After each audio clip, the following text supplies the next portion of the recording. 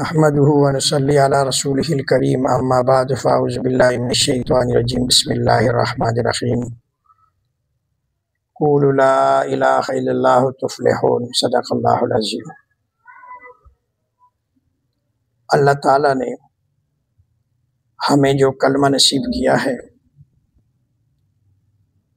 جو اسلام کی بنیاد اور جو اسلام کی جڑ، اور اس کو اگر مضبوط کیا جائے تو اسی کے اوپر باقی اعمال کی عمارت کھڑی ہوتی ہے۔ اس لیے 70 سال کا بھی اگر کافر بوڑھا ہو، اگر وہ لا الہ الا اللہ محمد رسول اللہ پڑھ کر وہ دائرہ اسلام میں آ جاتا ہے، پھر وہ نماز پڑھے گا تو اس کا ثواب بھی ملے گا، وہ زکوٰۃ دے گا تو اس کا ثواب ملے گا، وہ کوئی اور نیک اعمال کرے گا تو اس کا ثواب ملے گا۔ لیکن اگر وہ کلمہ نہیں پڑھے گا تو ظاہری اعتبار سے، دیکھنے کے اعتبار سے اگر بڑی سے بڑی نیکیاں کر لے، کسی نیکی کا اجر اس کے اعمال میں نہیں جائے گا، اس کو اس نیکی کا صلہ کبھی نہیں ملے گا، اس لیے کہ اس نے بنیاد کو نہیں پڑھا۔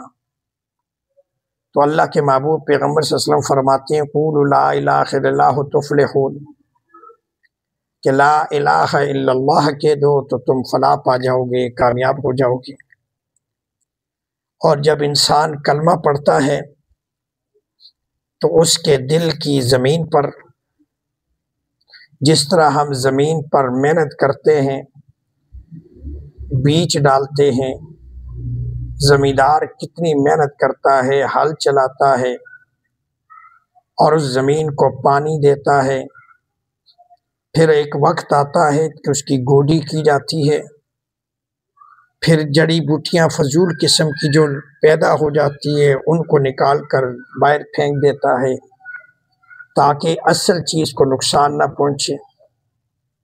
بےعینی اسی طرح جب اپنی زبان سے پڑھو کہ لا الہ الا اللہ، اب تمہارے دل کی زمین پر پودا خوشہ لگ چکا ہے، ایمان کا بیج پڑ چکا ہے، اب اس کی آپ نے گوڈی بھی کرنی ہے، اس کی آپ نے باڑ بھی لگانی ہے، اور اس کو آپ نے پانی بھی دینا ہے۔ اس لیے کہ جب پودا لگایا جاتا ہے تو اس کے لیے تین چیزیں سامنے رکھی جاتی ہیں۔ پودا لگانے کے لیے سب سے پہلی چیز یہ ہے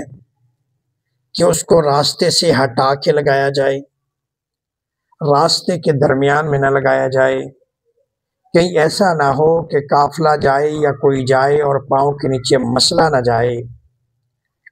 کبھی بھی راستے کے اندر درمیان میں پودے نہیں لگائے جاتے، اور جو لگائے گا وہ بھی وقوفی کرے گا، وہ پودا کبھی اس کو پھل اور وہ بڑا نہیں ہو سکتا۔ کوئی بھی جائے گا وہ پاؤں کے نیچے مسئلہ جائے گا اور ختم ہو جائے گا۔ اور دوسرا کام کہ وہ پودا لگانے کے بعد اس کے پانی کا خیال کرنا پڑے گا،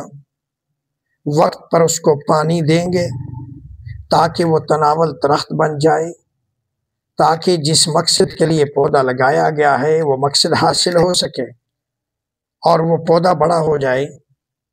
اور تیسری چیز اس کا خیال کرنا پڑتا ہے کہ اس پودے کے ارد گرد باڑ لگائی جاتی ہے،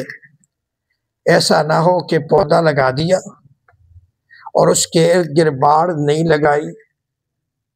تو وہ کوئی بکری آئی اور کھا گئی، کوئی جانور آیا اس کو خراب کر گیا۔ تو اس لیے دیہاتوں کے اندر جب پودے لگائے جاتے ہیں تو آپ نے دیکھا ہوگا کہ اس کے ارد گرد کانٹے دار جھاڑیاں اور کانٹے دار باڑ لگائی جاتی ہے تاکہ کوئی بکری وغیرہ یا کوئی جانور وغیرہ اس پودے کو نقصان نہ پہنچائے۔ تو یہ تین چیزوں کا لحاظ رکھو گے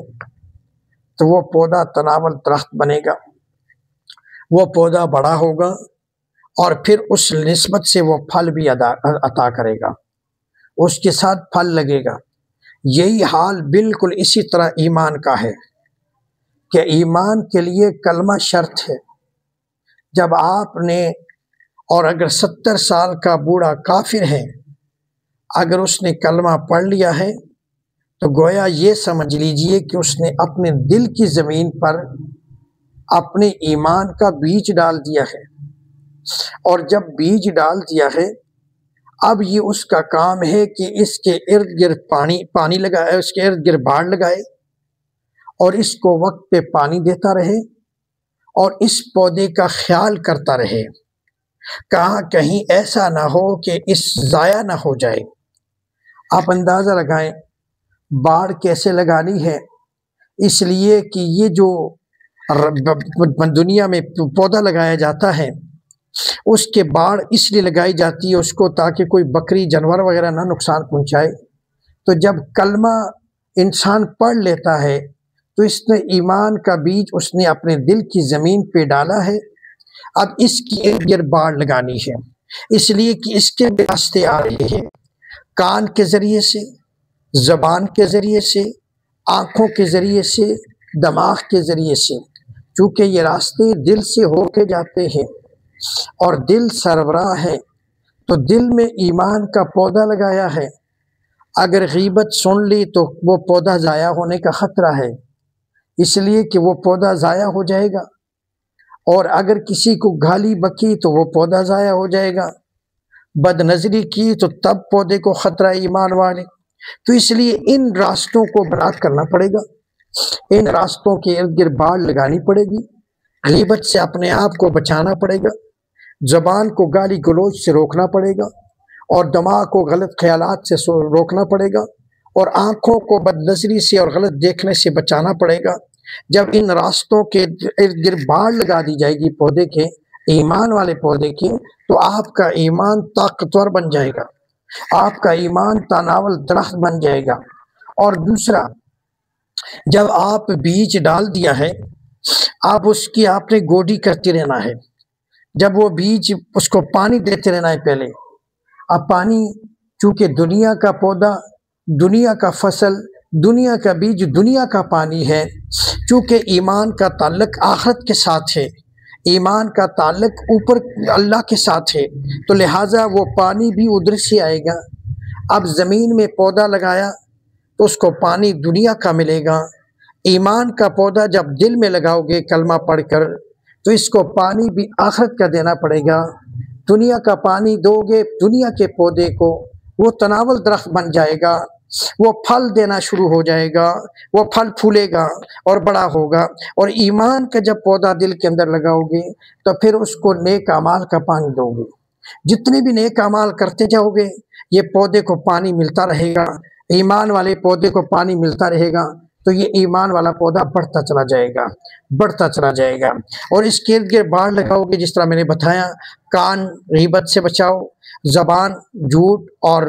غالی گلوچ سے بچاؤ، آنکھ بد نظری سے بچاؤ، ان چیزوں سے بچاؤ گے تو پانی دیتے رہو گے،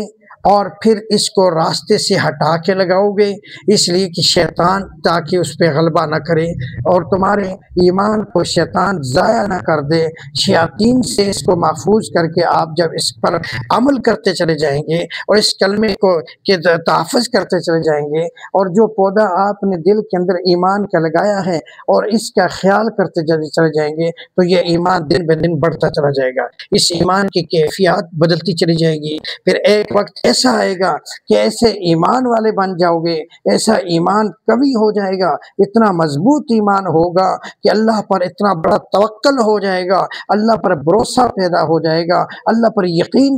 پختہ ہو جائے گا۔ تو یہ تب ہوگا جب آپ اپنے ایمان والے پودے کا خیال کریں گے۔ تو اس لیے میرے بزرگوں، میرے بھائیوں، کلمہ پڑھ لینا آسان ہے، اس کا خیال کر لینا مشکل ہے، اس کی گوڈی کرنا مشکل ہے، اس کو بچانا مشکل ہے، اس لیے کہ ایمان کبھی کم ہوتا ہے اور کبھی زیادہ ہوتا ہے۔ وہ برائیاں کرو گے ایمان گڑتا چلا جائے گا، نیکیاں کرو گے ایمان بڑھتا چلا جائے گا۔ اللہ تعالیٰ ہم سب کو سمجھ کی توفیق عطا فرمائے۔